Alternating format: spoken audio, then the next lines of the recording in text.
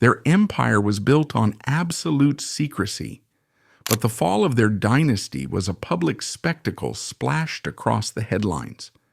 The one thing they fought to hide, the fractures within their own family, became the very source of their destruction. This is the story of Lazare Frères. So what happens when the most private of wars become the most public of failures? In 1848, Europe was in turmoil. For the three Lazard brothers, French Jews, staying behind was not an option. They came to America, but not to New York. They settled in New Orleans, a city built on cotton and fever dreams. At first, they opened a dry goods store selling fabrics and tools. But before long, their ledgers filled with more than inventory, miners' gold, merchants' bills, and the first hints of banking.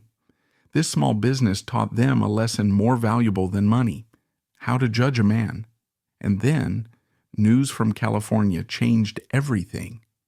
Gold. While thousands rushed to dig for gold, the Lazard brothers saw a different opportunity. They didn't chase the gold.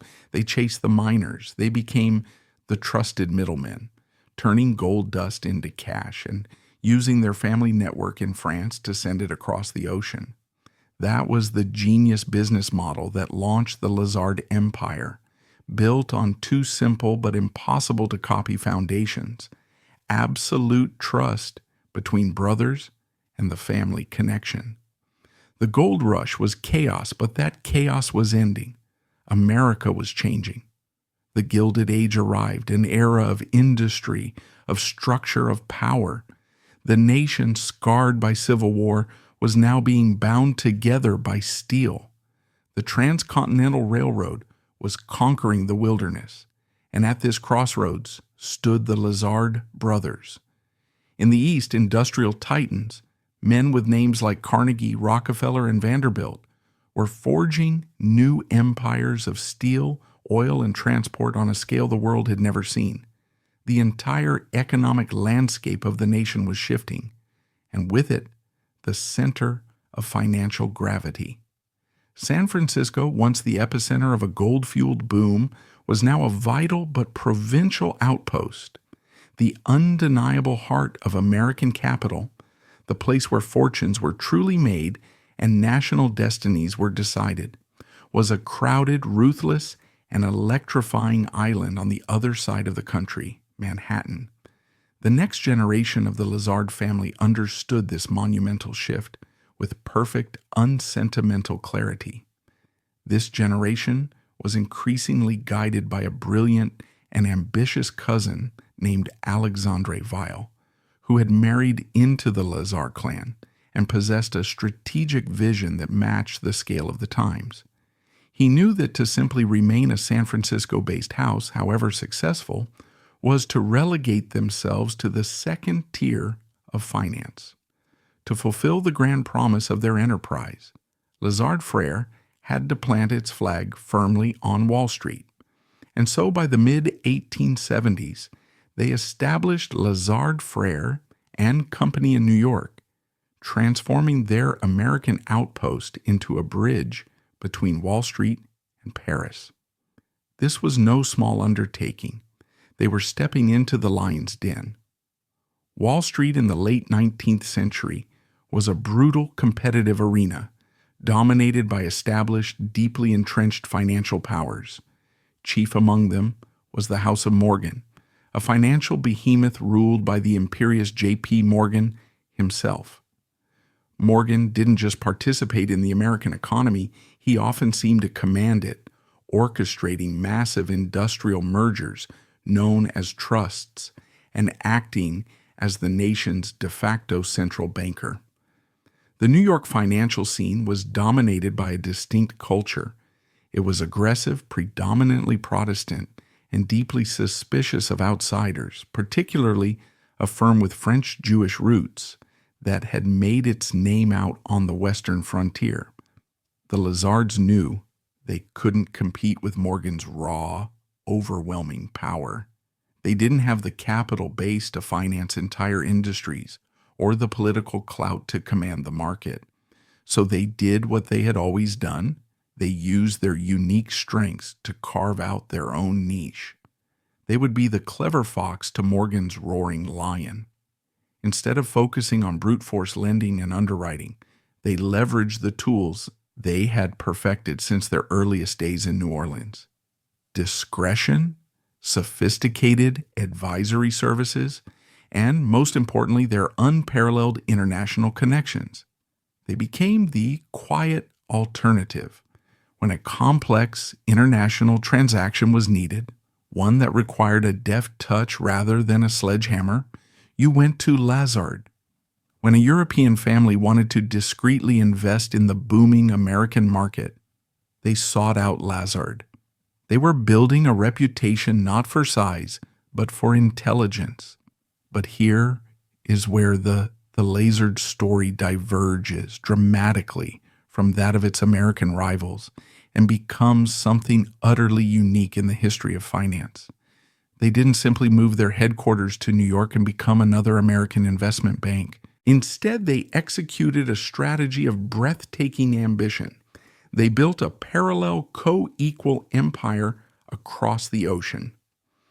While the New York house was taking root in the rocky soil of Wall Street, the Paris house, Lazard Frères et Cie, was blossoming into one of the most prestigious and powerful financial institutions in all of Europe. This was not a foreign branch office controlled from New York. It was a sister kingdom with its own monarch and its own court. The Paris house was the repository of the family's deep French roots, their cultural identity, and their most powerful political connections. The defining moment for Lazard in Paris came in the wake of France's humiliating and catastrophic defeat in the Franco-Prussian War of 1870 to 1871. The nascent French Third Republic was brought to its knees, forced to sign a peace treaty that ceded the Lazard family's ancestral homeland of Alsace-Lorraine to the new German Empire. Even more crushingly, France was ordered to pay a staggering war indemnity of 5 billion gold francs, an amount so vast it was intended to cripple the French economy for a generation. The German army would occupy French territory until the debt was paid in full. The French government was in a desperate race against time to raise this colossal sum and liberate the nation. This is where Lazard Frères et Cie stepped onto the stage of history. Leveraging their growing network of investors across Europe and their trusted reputation, they played a crucial role in helping the French government structure and float massive bond issues on the international market. They were instrumental in raising the capital needed to pay off the Germans, an act of financial patriotism that allowed France to pay the indemnity years ahead of schedule, forcing an early German withdrawal. This single act did more than earn them a fortune. It embedded them deep within the heart of the French establishment. They became the trusted semi-official bankers to the Republic, the go-to firm for the Ministry of Finance. It was a position of immense prestige and quiet, formidable influence. This dual success gave rise to Lazard's legendary dual structure, the institutional architecture that would define it for the next century. Imagine two grand houses, one on Wall Street, pulsing with the raw, chaotic energy of American capitalism, the other on the elegant Boulevard Haussmann in Paris, operating with the refined insider knowledge of European politics. They were legally separate entities run by different sets of senior partners, but those partners were all cousins, nephews, and brothers-in-law within the sprawling, interconnected Lazard-Weil-Kohn dynasty. This structure was their absolute superpower. In an age before the telephone was widespread, before the telegraph was even fully reliable for complex messages, information was the most precious commodity. Lazard possessed a private, high-speed telegraph line of absolute family trust that spanned the Atlantic. The partners in Paris had lunch with government ministers. They knew the political moods of European capitals and the shifting appetites of European investors. The partners in New York were on a first-name basis with the heads of America's fastest-growing industrial corporations. This created a perfect symbiotic flow of information and capital.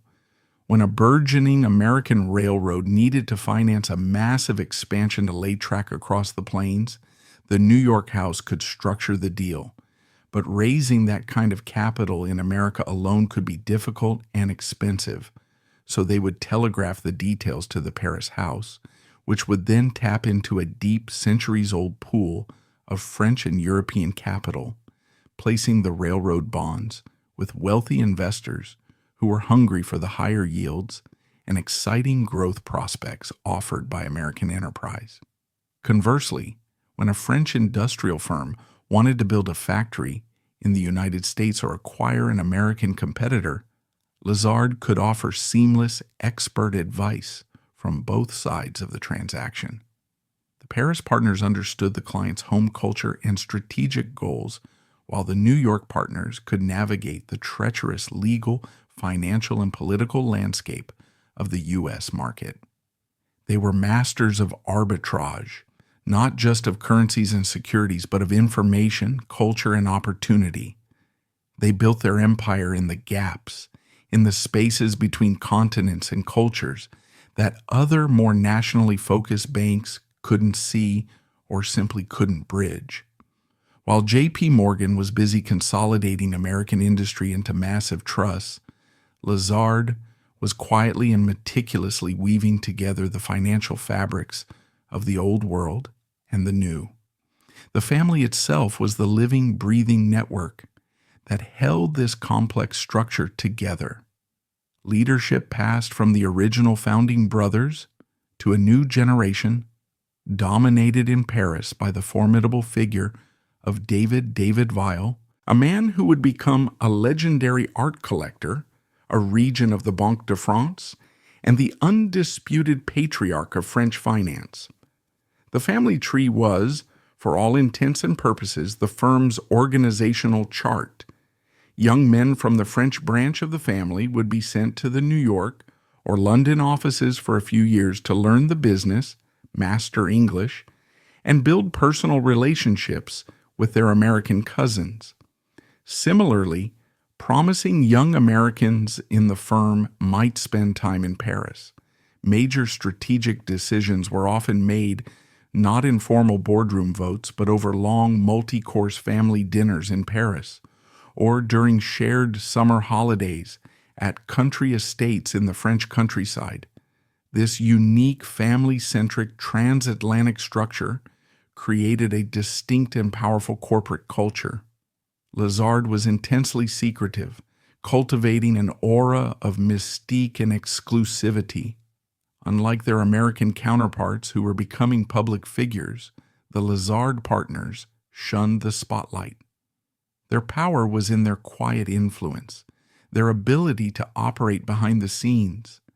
They were the eminence grise of international finance. Their offices were not opulent showcases of wealth like those of their rivals. They were sober, serious, almost academic places of work. The partners themselves were expected to be more than just shrewd financiers. They had to be cultured, multilingual, and socially adept. They were financial diplomats, equally comfortable discussing interest rates, French impressionist painting, or the nuances of a political treaty. However, this very structure, this intricate reliance on family bonds, and the delicate balance between two powerful independent houses also contained a hidden and dangerous flaw. It was a fault line running deep beneath the foundations of the empire. As the family grew and spread across generations and continents, the simple unity of the three founding brothers began to fracture into a complex web of competing interests, divergent worldviews, and personal ambitions. The Paris partners, at the center of a sophisticated ancient culture, often viewed themselves as the intellectual and aristocratic heart of the firm.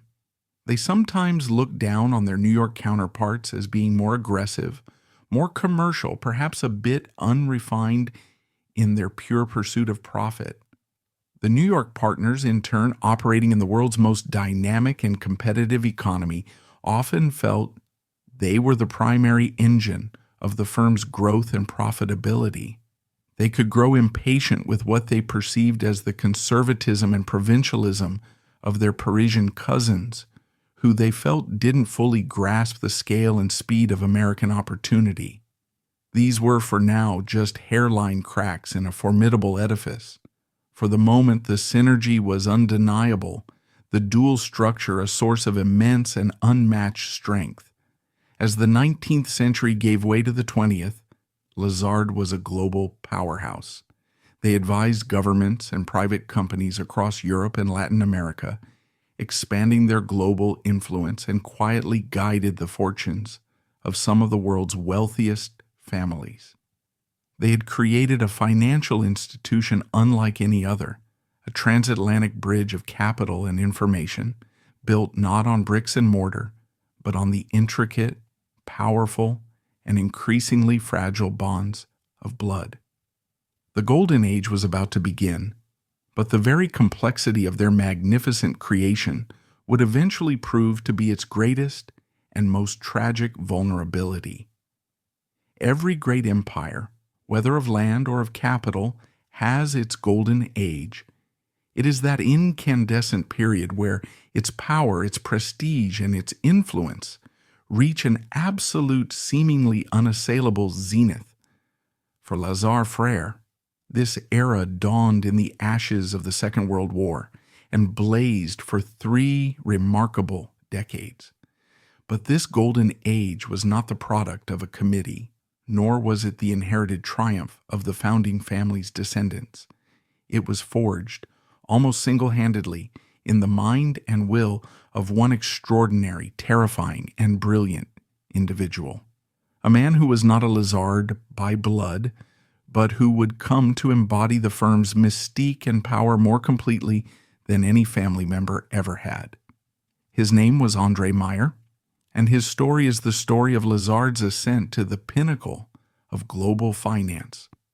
To simply call André Meyer a banker is to profoundly misunderstand the man.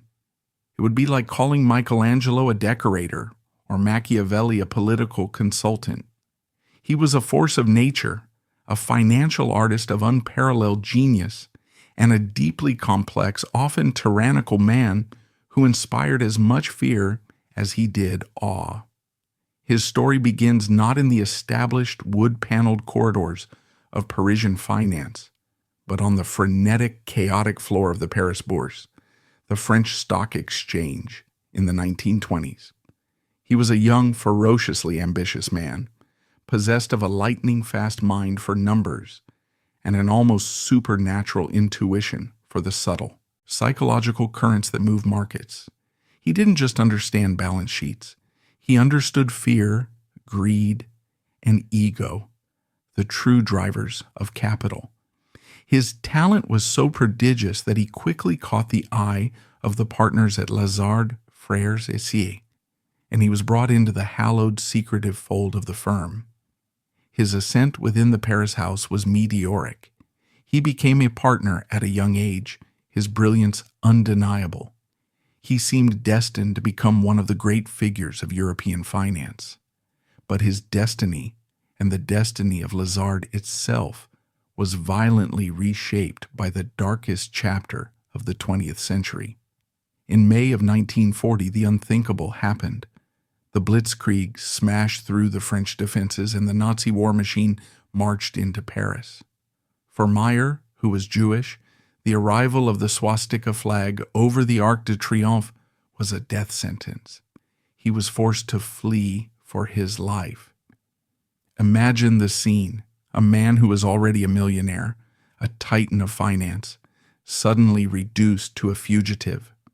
With his wife and family, he made a harrowing, desperate escape south through a collapsing France, navigating roads choked with refugees and strafed by German planes. They made it across the border into Franco's Spain, then to neutral Portugal, the last desperate portal out of a continent consumed by darkness. Finally, He secured passage on a ship to New York, arriving in the autumn of 1940 with his life, his family, and the clothes on his back, but little else. He walked into the New York office of Lazard Frères, not as a conquering hero, but as a refugee, albeit a highly connected and brilliant one. The firm, honoring its obligations, gave him a desk, a telephone, and a role. It would prove to be the single most important and consequential hiring decision in its century-long history. Meyer surveyed the American financial landscape from his new perch and was both appalled and intrigued. He found the New York office of Lazard to be a sleepy, conservative, and distinctly second-rate outpost compared to its powerful Parisian mother house. It was profitable, yes, but it lacked ambition, vision, and teeth. But beyond the walls of his own firm, he saw a world of immense, almost unimaginable opportunity. He saw an America that, even before it entered the war, was gearing up to become the arsenal of democracy, a nation on the cusp of an industrial expansion that would make it the undisputed economic superpower of the world. And he had a vision, a radical vision, for how Lazard could not just participate in this new world, but dominate its most rarefied heights. He didn't want to compete with the giant commercial banks like Chase or Citibank in the straightforward business of lending money. He didn't want to challenge the big brokerage houses like Merrill Lynch in the business of selling stocks to the public. He wanted Lazard to operate on a higher, more cerebral plane. He envisioned the firm not as a mere provider of capital, but as the trusted, indispensable, and utterly discreet strategic advisor to the world's most powerful corporate leaders. He would, in effect, invent the modern art of mergers and acquisitions, or M&A, transforming it from a simple financial transaction into a high-stakes game of corporate chess. Before Meyer, corporate takeovers were often hostile, brutish affairs, or simple combinations arranged by lawyers and accountants. Meyer saw it differently. He understood that a merger or an acquisition wasn't just about combining balance sheets. It was about strategy, about vision, about reshaping industries, and, most importantly, about mastering the psychology of the men in charge.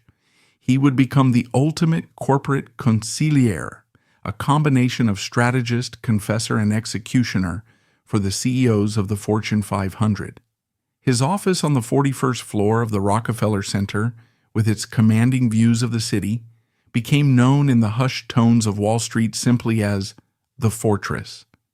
From behind his large, immaculately uncluttered desk, he would orchestrate the deals that defined the post-war corporate landscape. His methods were the stuff of legend and were rooted in an obsessive cult of secrecy and control. A powerful CEO would never be summoned to the Lazard offices, where their presence in the lobby might be noted by a watchful journalist or a rival. Instead, the summons would be to a clandestine meeting in a private reserved room at an exclusive hotel like the St. Regis or the Carlyle. Meyer had an almost inhuman command of details. Before any meeting, he would study a company's financial reports for days, memorizing figures, analyzing trends, until he knew the company's strengths and weaknesses better than the company's own treasurer. He understood that information was power, but intimate, personal information was absolute power. He cultivated a network that was second to none, captured in a series of famous little black books that he kept under lock and key. These books contained the private, unlisted telephone numbers and the intimate personal details, the ambitions, the vanities, the marital troubles, the secret insecurities of the world's most influential people, from corporate titans and media moguls to presidents and prime ministers. A phone call from Andre Meyer, placed at any hour of the day or night, could make or break a career, launch a multi-billion-dollar takeover bid, or scuttle a deal with a single whispered word. One of his most famous and consequential relationships was with Harold Geneen, the ferociously driven CEO of International Telephone and Telegraph, or ITT. Geneen had a vision of building ITT into the world's first massive, diversified global conglomerate, and Meyer became his chief architect and co-conspirator. For years, Meyer guided ITT through a dizzying, almost manic series of acquisitions. He helped it swallow up companies in completely unrelated industries, from the rental car giant Avis and the Sheraton hotel chain to a company that baked Wonder Bread. To outsiders, it seemed random, but Meyer and Geneen had a strategy. Meyer wasn't just an advisor who charged a fee. He was a partner in creation, a puppeteer pulling the financial and strategic strings from behind the curtain. His advice went far beyond mere finance. It was Meyer who, understanding the psychology of the underdog, famously advised Avis in its legendary "We Try Harder" advertising campaign against the industry giant Hertz, a masterstroke of corporate positioning that became a part of the cultural lexicon. His influence was not confined to corporate America. He maintained deep personal ties to the highest levels of government on both sides of the Atlantic, a feat made possible by Lazard's unique dual structure. He became a trusted, informal advisor to the Kennedy and Johnson administrations, a discreet back channel to the world of international finance. When President Kennedy sought to stem the flow of gold out of the United States in the early 1960s, he consulted Meyer.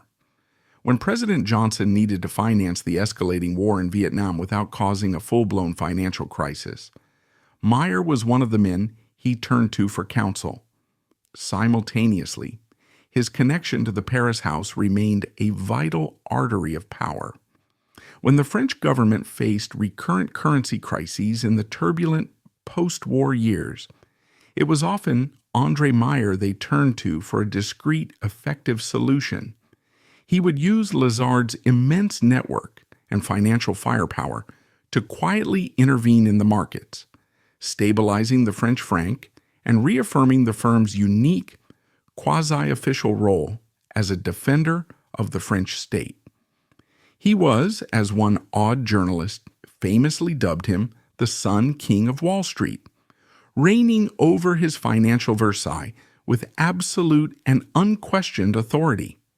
Within the walls of Lazard Frères in New York, his power was total and terrifying. He had effectively eclipsed the founding family's influence, which was now largely concentrated in Paris. While the urbane and patrician Michel David Weil was being carefully groomed in Paris to one day take over the family dynasty, in New York, André Meyer was the dynasty. He was a relentless workaholic, arriving at the office before anyone else and staying long after they had left. He expected the same punishing dedication from everyone around him. His personality was a volatile cocktail of charm and cruelty. He could be dazzlingly brilliant and witty in one moment and a terrifying, screaming tyrant the next. He would publicly humiliate partners in meetings if they were unprepared, his voice rising to a volcanic roar, a brutal rite of passage designed to test their nerve and ensure their absolute loyalty. To work at Lazard during the Meyer era was to live a paradox. It was, without question, the most prestigious, intellectually stimulating, and financially rewarding place to be on Wall Street. The deals were groundbreaking, the clients were the global elite, and the annual compensation for a senior partner could be astronomical. Yet it was also a place of intense corrosive fear and psychological pressure, an environment completely dominated by the unpredictable whims and moods of one man. The firm's staggering success was inextricably linked to Meyer's singular genius, but this absolute, suffocating reliance on a single individual was a profound, if then unseen, vulnerability. One of the few young men who not only endured this high-pressure crucible, but thrived in it, was Felix Rohatyn.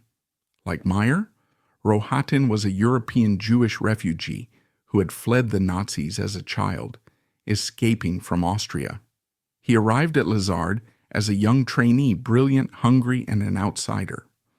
Meyer saw a younger, mirror image of himself in Rohatyn.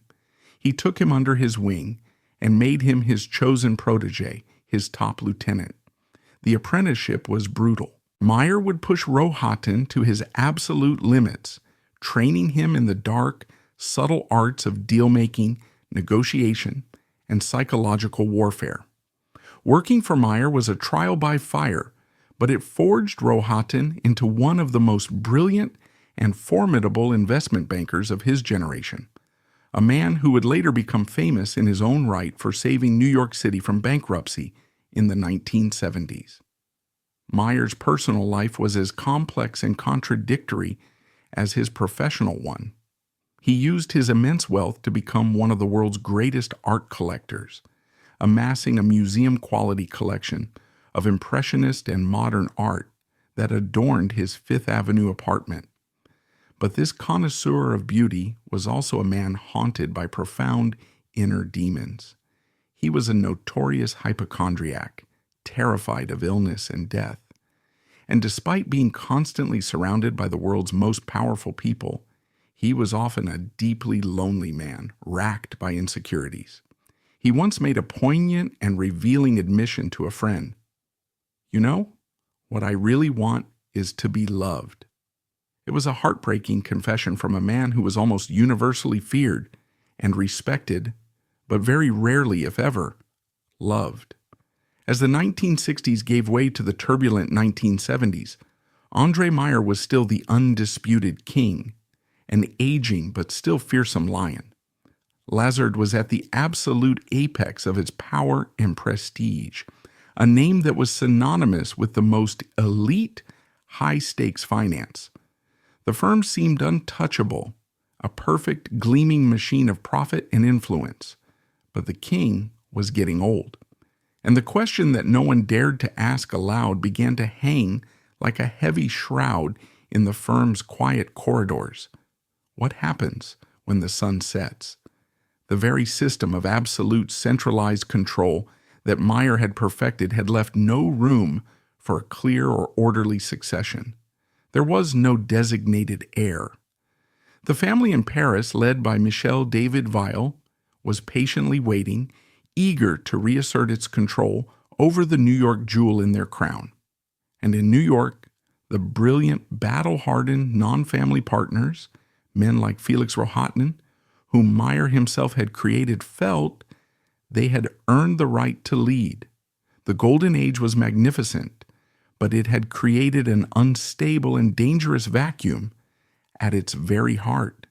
A bitter, destructive war for the throne of Lazard was not just possible, it was becoming inevitable. An empire built around a single dominant son faces a terrifying and inevitable crisis, the twilight. For 3 decades, Lazar Frères in New York had revolved around the gravitational pull of one man, Andre Meyer.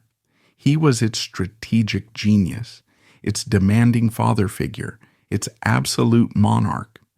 But by the mid-1970s, the Sun King was setting, his health was failing, his legendary energy was beginning to wane.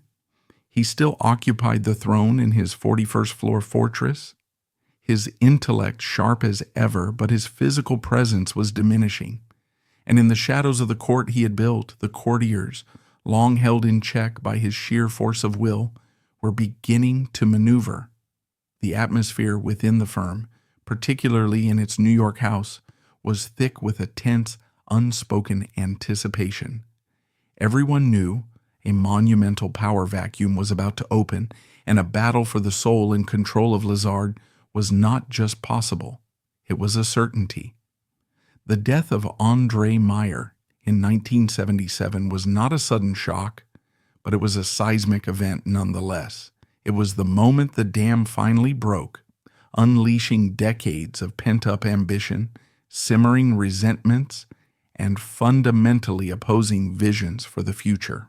The fortress was now a contested throne, and two powerful princes, neither of whom fully trusted the other, immediately stepped forward to claim their inheritance. This wasn't just a corporate succession battle, it was a dynastic civil war, a clash of cultures, continents, and philosophies, embodied by two brilliant, formidable, and utterly incompatible men, Michel David Weil and Felix Rohatyn. On one side stood Michel David Weil, pronounced David Weil. He was the embodiment of Lazard's history, its European heritage, and its dynastic principle. As a direct descendant of the founding families, he had been groomed from birth to one-day rule the entire Lazard empire. Raised in Paris, educated at the elite sciences, Po, he was a man of immense culture, a connoisseur of art, a patrician who moved with effortless grace through the highest circles of French society. He had spent his career patiently learning the business in the Paris house, watching from afar as André Meyer built the New York office into a profit-making juggernaut. In his eyes, the firm was, and always would be, a family enterprise. He believed in the sanctity of the partnership, the unity of the three houses of Paris, New York, and London, and above all, in his own hereditary right to lead. He saw the New York partners, for all their brilliance and profitability, as talented but unruly employees, hired hands who had grown far too powerful and had forgotten who owned the shop. His life's ambition was to finally unify the firm under his undisputed command, to bring the rich, powerful, and dangerously independent American colony back under the control of the family empire. His style was the antithesis of Meyer's volcanic eruptions. He was subtle, strategic, patient as a spider in its web. He played the long game. On the other side stood Felix Rohatyn. If David Weil was the heir by blood, Rohatyn was the undisputed heir to André Meyer's genius. A fellow refugee from Nazi-occupied Europe, he had been Meyer's chosen protege, his most brilliant student, forged in the crucible of his mentor's demanding and often abusive tutelage. Rohatyn was the ultimate meritocrat. He had no famous lineage, only a razor-sharp mind, an incredible capacity for work, and an unparalleled gift for the complex art of the deal. He and the other senior partners in New York were the ones in the trenches, working grueling hours, masterminding the massive M&A deals that had made Lazard the most profitable and prestigious advisory firm on Wall Street. They were the engine of the firm, generating the bulk of its revenue, and they believed that power should flow from performance, not from a Paris-based family tree. They saw David Weil as an out-of-touch European aristocrat, a man who understood art and society but knew little of the brutal, dog-eat-dog reality of the American marketplace. The clash between these two men and the factions they represented was inevitable, and it became the central defining drama of Lazard for the next 2 decades. The battlefield was the very structure and culture of the firm itself. The first and most bitter front in this war was compensation. For the New York partners, the formula was simple. They generated the most profit, so they should receive the lion's share of the rewards. They wanted a system that directly reflected their deal-making prowess, eat what you kill ethos that was becoming standard on Wall Street. For David Weil, this was heresy. It threatened to turn the New York office into a semi-independent entity, a collection of free agents rather than loyal partners. He insisted on a more traditional unified partnership model where profits were pooled from all three houses and distributed according to seniority and standing within the overall firm, a system that, not coincidentally, would reinforce his central authority and the primacy of the Paris house. This wasn't just a fight about money, It was a proxy war for control. Every bonus calculation, every partnership share allocation became a tense negotiation, a test of strength between the two camps. Adding another explosive layer to this conflict was Felix Rohatyn's meteoric rise to public fame, something that violated every principle of Lazard's obsessive culture of discretion. In 1975, while Andre Meyer was still alive but in his final years, New York City was hurtling toward bankruptcy. The city was broke, unable to pay its bills, a symbol of American urban decay. The governor of New York appointed Rohatyn to lead the Municipal Assistance Corporation, or MAC, a body charged with the seemingly impossible task of saving the city. For the next several years, Rohatyn performed a financial and political miracle. He cajoled, bullied, and brilliantly negotiated with the city's powerful and warring unions, its skeptical banks, and a reluctant federal government. He was a financial wizard on a public stage, and he succeeded. He became known as Felix the Fixer, a hero who had single-handedly saved America's largest city. He was on the cover of magazines, a trusted statesman whose opinion was sought by presidents. This public stature gave him an independent power base that was unprecedented for a Lazard partner. It made him almost untouchable and drove a wedge deeper into his already fraught relationship with the firm. While Meyer had been a king, he had ruled from the shadows. Rohatyn was now a public celebrity, and for the intensely private Michael David Weil, this was an unforgivable breach of etiquette. It was also a direct threat. Rohatyn's fame and his web of political connections made him a rival power center, a man who couldn't be easily controlled or dismissed. The tension between the two men became palpable, an icy cold war waged in the firm's corridors and over transatlantic phone lines. The atmosphere within Lazard during this period became profoundly, corrosively toxic. The once unified partnership, held together by family ties and the singular authority of Meyer, fractured into a collection of warring fiefdoms. Factions formed around David Weil and Rohatyn. Partners began to scheme against each other. Loyalty was a fluid commodity. Information was hoarded. The New York office and the Paris office viewed each other with deep and abiding suspicion. A transatlantic phone call was no longer a collaboration between cousins. It was a guarded, coded exchange between rivals. The legendary secrecy that had once protected the firm from the outside world now served to hide the internal rot, trapping the bitterness and paranoia within its walls. The power struggle wasn't a single dramatic event. It was a long, grinding war of attrition. Michael David Weil, as the controlling shareholder of the Paris house, which in turn held a significant stake in the New York operation, held the ultimate weapon: ownership. He began to use it, subtly at first, then with increasing force. He was the master of the small strategic move that shifted the balance of power over time. He might promote a partner known to be a rival of Rohatyn's. He would meticulously tinker with the compensation formulas year after year, tilting the rewards ever so slightly away from the pure deal makers and toward those loyal to the unified firm. He used his authority to veto strategic decisions or question deals brought in by Rohatyn's faction, sowing frustration and doubt.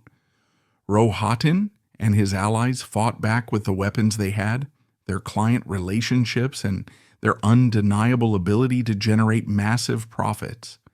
They were the rainmakers. They could threaten, implicitly or explicitly, to walk away and take their billion-dollar clients with them, a move that would cripple the firm. For years, this created a tense, unhappy equilibrium, a state of mutually assured destruction. David Weil couldn't fire Rohatyn, and Rohatyn couldn't seize control from David Weil, but David Weil was playing a longer game. He was slowly, methodically consolidating his power. He outweighted his opponents, promoting a new generation of partners who owed their careers to him, not to the old Meyer Rohatyn guard. He was winning the war, but the cost was immense and would prove to be catastrophic in the long run. The very culture of partnership, the idea that they were all in it together, was being destroyed. The brilliant entrepreneurial partners who had built the New York powerhouse felt increasingly alienated, viewed not as owners, but as mere employees of a distant French family. The trust was gone. The sense of shared destiny had evaporated, replaced by a cynical game of internal politics and personal gain. The seeds of the future scandals, the bitter lawsuits, and the eventual final loss of family control were all being sown in the fertile, poisoned soil of this bitter civil war. The firm had survived the death of its king, but the brutal war for the crown was tearing the kingdom apart from the inside out. For nearly a century and a half, the House of Lazard had operated under an almost sacred code of silence. Its power was rooted in its mystique, in the impenetrable secrecy of its partnerships, and in the quiet, unseen influence it wielded in the highest corridors of power and finance. Disagreements, even the bitter, soul-crushing conflicts that defined the post-Meyer era, were family matters, to be handled behind the closed doors of its sober offices in New York, Paris, and London. But the prolonged, grinding war between Michel David-Weil's dynastic vision and the meritocratic ambitions of the New York partners was generating pressures that the old fortress could no longer contain. The cracks that had formed on the inside were about to become public, spectacular ruptures, and the firm's carefully crafted aura of quiet, unified invincibility was about to be shattered for good. The first major tremors that signaled this public unraveling came not from a single dramatic event, but from a series of increasingly bitter and public disputes over the firm's most sensitive subject, money. The simmering resentment over compensation boiled over into open revolt.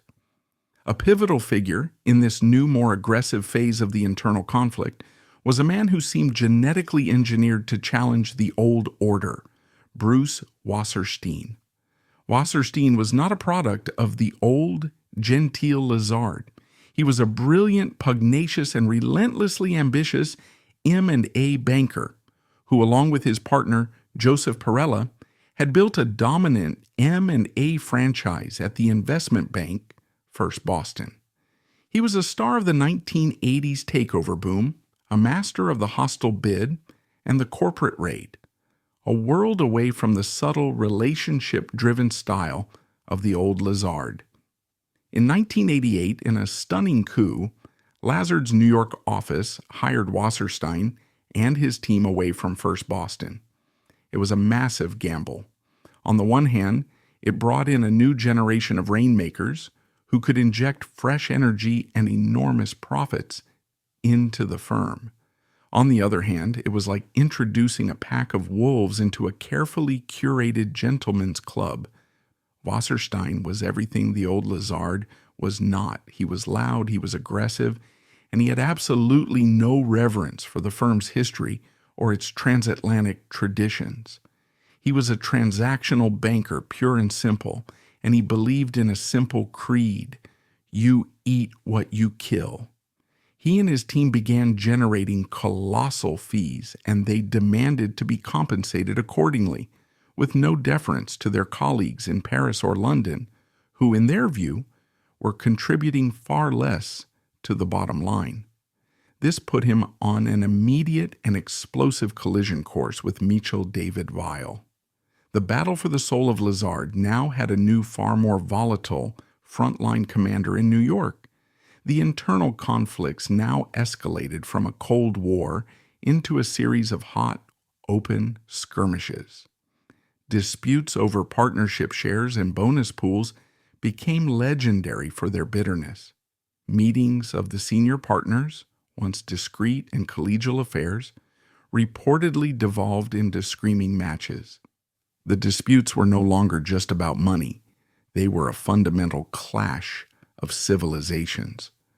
Wasserstein and his allies saw David Weil's insistence on a unified, centrally controlled compensation pool as an archaic socialist tax designed to prop up the less productive European offices at the expense of the high-performing Americans. David Weil saw Wasserstein's demands as a greedy, short-sighted attempt to destroy the very idea of partnership, turning the firm into a loose confederation of hired guns. This internal poison inevitably seeped outside the firm's walls.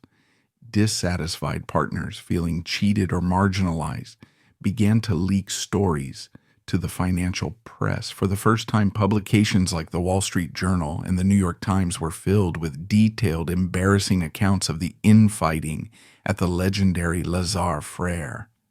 The fortress had been breached. The world was now given a front row seat to the dysfunction, the clashing egos, and the deep-seated rivalries that had been festering for years. Lazard's mystique, its most valuable and carefully guarded asset, was evaporating in the harsh glare of public scrutiny. The conflicts culminated in a series of high-stakes, high-profile departures and legal battles. One of the most damaging episodes involved a man named Edward Stern, a brilliant but notoriously difficult banker who also happened to be Michel David Weil's own son-in-law. David Weil had groomed Stern as a potential successor, a move that infuriated many of the senior partners who saw it as blatant nepotism. But the relationship between the two men soured dramatically, leading to a bitter falling out. Stern was forced out of the firm in 1997, and what followed was a messy public divorce from the Lazard dynasty. He threatened lawsuits and made his grievances known to the press, further exposing the intense personal dramas that were now crippling the firm. It was a shocking spectacle. The patriarch of Lazard was now engaged in a public feud with his own family, a man he had once anointed as the future. Simultaneously, the relationship with Bruce Wasserstein reached its breaking point. After years of clashing with David Weil over control, strategy, and money, Wasserstein left the firm in 2000 to start his own advisory boutique, taking a cadre of loyal bankers with him. It was a massive blow to Lazard's M&A franchise and another public humiliation for David Weil. The most significant legal and structural battle, however, was one that threatened to tear the firm in two.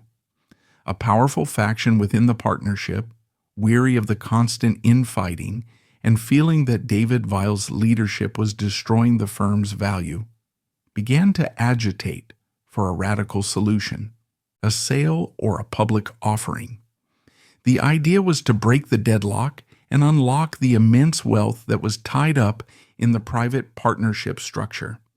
This was the ultimate act of rebellion against David Weil's dynastic vision. Taking the firm public would mean diluting the family's control forever, subjecting Lazard to the scrutiny of public shareholders and the unforgiving logic of the stock market.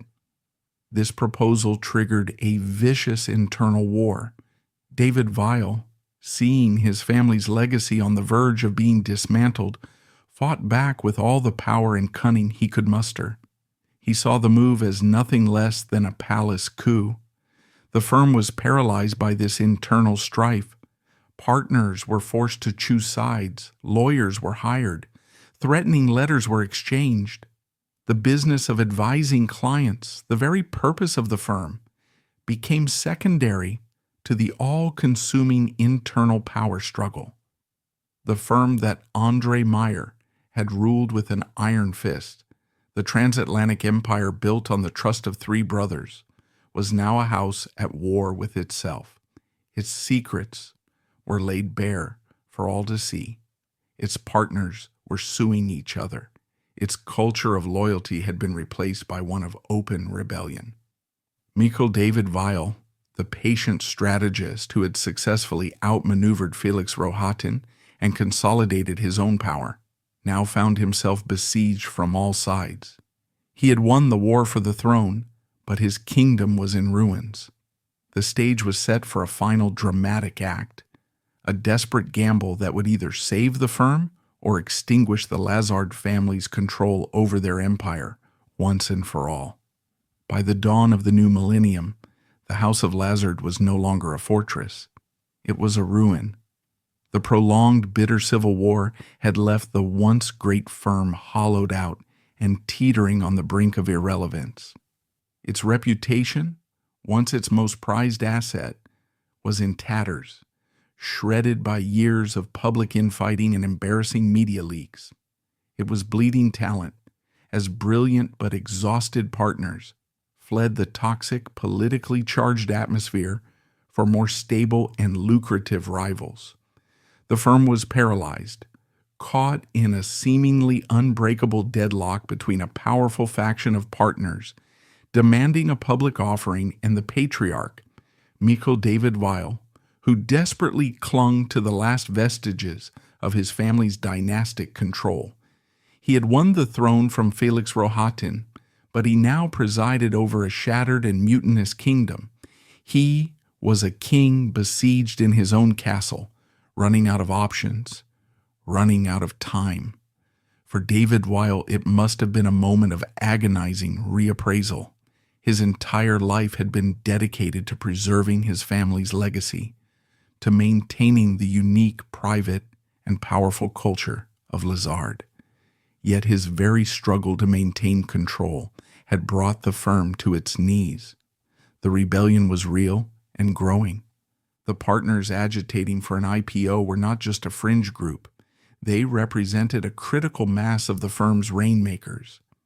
They had hired their own lawyers and bankers to explore a sale or public offering, an act of open defiance that was tantamount to a palace coup. If he did nothing, they might force his hand, or worse, the firm could simply disintegrate as its best people walked out the door, leaving him the ruler of an empty shell. He was trapped. To fight on meant certain destruction. To surrender to the rebels meant the end of his family's reign. It was in this moment of supreme crisis that Mikhail David Weil, the patient, subtle, and aristocratic strategist, made the most shocking and counterintuitive gamble of his entire career. He realized he needed to impose order, to crush the rebellion, and rationalize the firm's chaotic structure once and for all. But he no longer had the authority or the brute force to do it himself. He needed a henchman, an enforcer, a man so powerful, so aggressive, and so feared that even the most rebellious partners would be forced to bend the knee. And in a stroke of what can only be described as Machiavellian genius, he decided to turn to the one man who had been his most formidable and troublesome adversary. He made a call to his arch nemesis, the wolf he had cast out just a few years earlier, Bruce Wasserstein. It was a stunning reversal, a deal with the devil born of absolute desperation. He was, in effect, hiring the leader of the barbarians to save his crumbling Rome.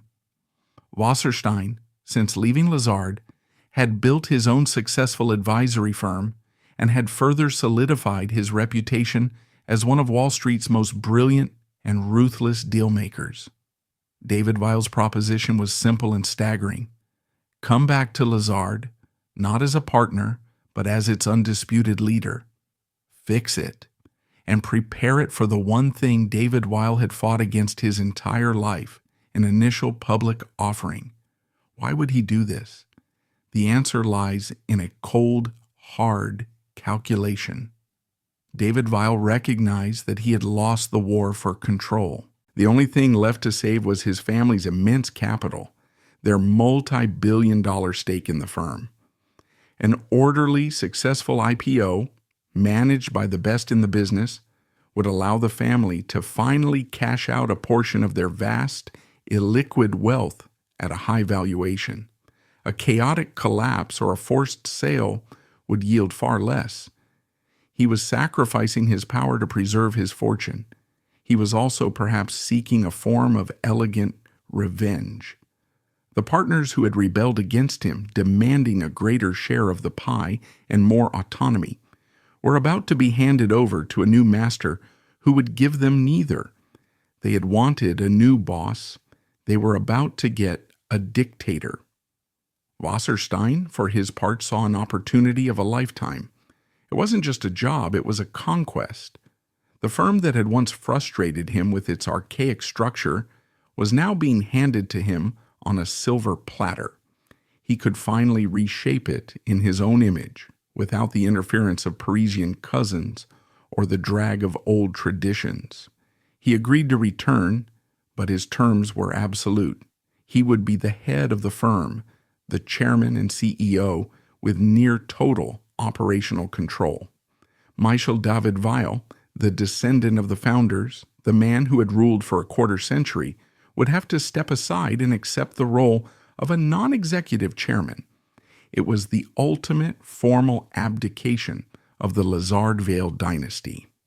In January 2002, the unthinkable was announced. Bruce Wasserstein was the new king of Lazard. The effect was instantaneous and electrifying. Wasserstein descended upon the firm like a tornado. The slow, consensus-driven, politically charged culture of the David Weil era was obliterated overnight. Wasserstein was a man of action, and he immediately began to centralize power.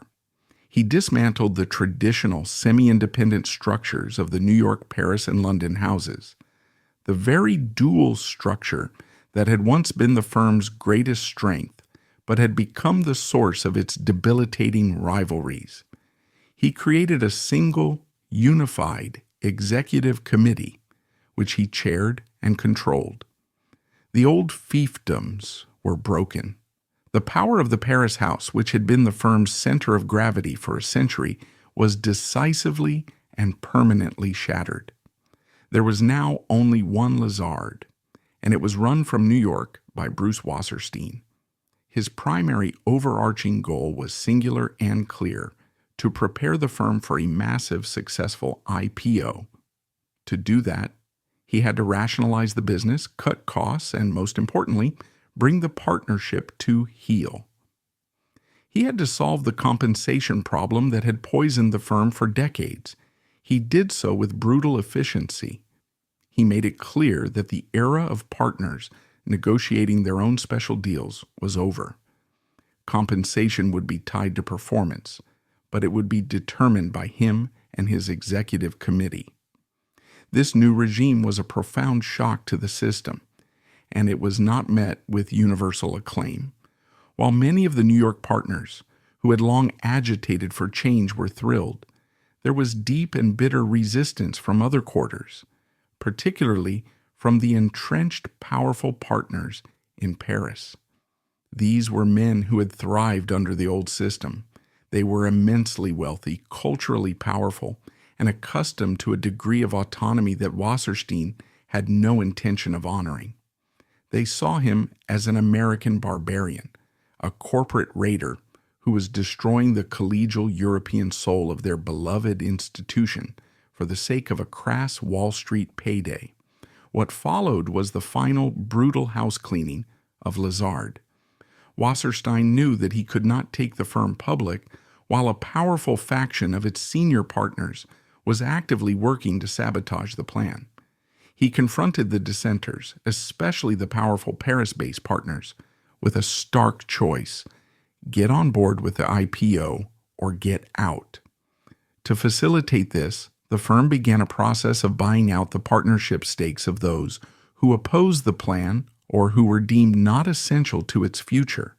It was a costly and often acrimonious process, a final painful amputation of the firm's own history.